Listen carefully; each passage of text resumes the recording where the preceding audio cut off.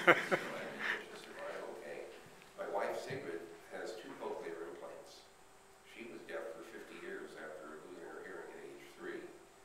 So one of the things that I was the most interested in is getting her to use electronic mail, as I try to get everybody else who was deaf to do that. The equipment was very expensive for many, many years. Now, of course, you have texting, you have mobiles, you have laptops, desktops, tablets, email, and all kinds of other mechanisms for communication. The interesting thing about Sigrid's situation is that before she got her first cochlear implant, she had to lip read, and that's all she had available for communication. So I remember when we moved to Washington, she had become very proficient, having lost her hearing at age 3, having to lip read everyone. By the time we moved to Washington in 1976, she was extremely good at lip reading, and I thought she'd gone to work for the CIA, but couldn't tell me. I don't think she actually had, but it seemed like a big possibility. When she got the first implant, by the way, was she struggled to get contact with Johns Hopkins University, where they were doing these implants. Finally, on the internet, she found somebody in Israel who knew somebody at Johns Hopkins and emailed them and say, I need some attention. They invited her up, they tested her, decided she was a good candidate. She went in to have the implant done. It's a 45-minute outpatient operation. She came home, waited for a few weeks while everything healed. Then she went back to Johns Hopkins to be activated, which sounds vaguely religious. She wears a speech processor about the size of a mobile. In fact, Sigrid, you want to just hold up the speech processor for them? They are much smaller now. This is the 1996 version. Oh, you're going to take it off. Okay. So, oh, yes, she's showing me both now. I don't know if you can see this. There is the one behind the ear has all the electronics that the other speech processor has. So she goes up there, and the way the speech processor works is that it takes sound in. The processor analyzes the sound for frequencies that are present and what amplitude. And then it maps the frequencies that are present into which electrode is going to stimulate. That's inside the cochlea. So they snake this little sequence of, in her case, 16 electrodes into the inner ear to the cochlea, which is now touching the auditory nerve, which is all rolled up like a snail shell. So it's organized low frequency to high frequency, and so depending on where the electrode is, it will cause the brain to think it has just heard a low or high frequency.